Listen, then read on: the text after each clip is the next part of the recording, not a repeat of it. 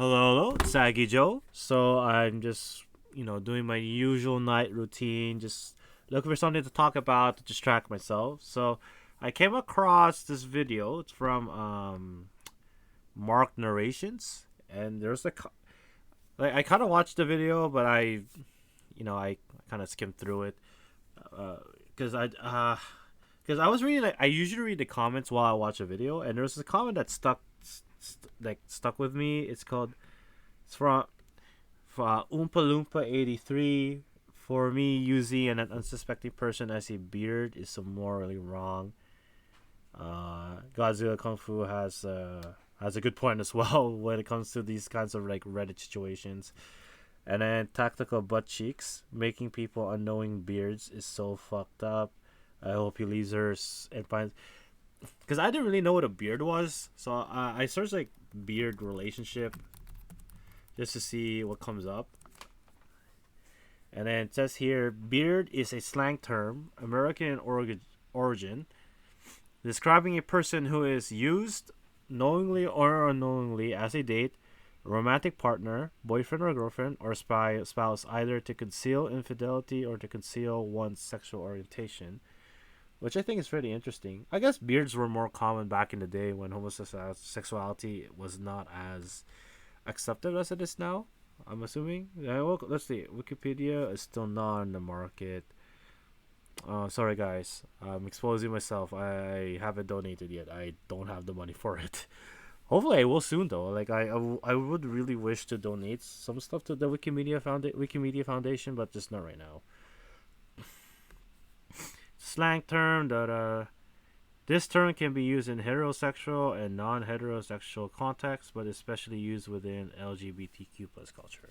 Okay, so that's where this term comes from. I am assuming that maybe this is part where it originated from. I've never heard about this. Lavender dating or front dating. I guess I get front dating. Prior to the gay rights movement, this was at a time when in the Western world, a bearded companion was used by typically between a this relationship was typically between a lesbian and a gay man in an attempt to dispel rumors of homoorientation. Vita Sackville West and Harold Nicholson, the pair in the beard relationship, may have children together. Despite today, the term beard or lavender dating is used less as a result of greater acceptance of homosexuality in both the United States and Western Europe, but is still occasionally used by young individuals from traditional communities or conservative countries. That is interesting. It's in a monogamous relationship. Uh, Though beard entered wider use in the 1960s, many of the reported lavender marriages in the 1920s in Hollywood and the similar reported romantic marriage of Rock Hudson employed the same usage. In Hudson's case, Phyllis Gates acted as his beard to avert the damage that might have caused his career. In a 2011 interview, Betty White stated that she often served as a beard to liberes to counter rumors of his homosexuality. Hmm, that's interesting. And I guess there's these are all other um terms that are similar to the beard sort of. There's alter ego. I'm not gonna say that next one. Defense mechanism down low. Dramaturgy. Dramaturgy. Ego dystonic sexual orientation. I'm not gonna say that word either. He never married. Hollywood black. Medieval single woman. Passing persona. Oh, this is interesting. Maybe so. Is this like a reverse beard situation? Is that what this is? My wife of 8 years is in love with her best friend and won't admit it. So sometimes if I don't want to watch the video because it's too long, I just read the comments because typically speaking, they're very very they're very very handy with these. I so according to Godzilla Kung Fu, there was no intimate touching, no pet names, no feelings shared, no hand holding, no cuddling, and hiding a good friend. Pictures with another person doing all the things he needs and wanted. Reddit, okay. So I kind of get the gist of the video. Um, the comment section, I don't know. I find it easier to digest sometimes, especially when I don't want to watch the actual video because I'm too bored or anything like that. For everyone, you have been 8 years in that too, and she has been saving money because. Hmm. I guess that kind of sucks. Like you on both sides, but I feel like is my washing machine. Give me 1 sec.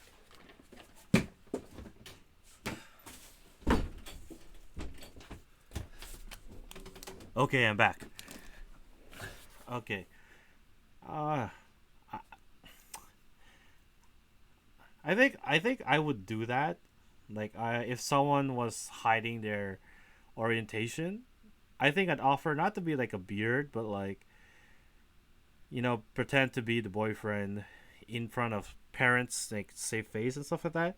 But I think eventually I would tell them, look, you gotta be honest, regardless of the consequences, because I think it's better to be honest with yourself, even though there might be like really great repercussions, uh, repercussions, because I think it's the only way where you're gonna live like a good life where you're not always resentful, letting go of all those things that hold you back is very liberating.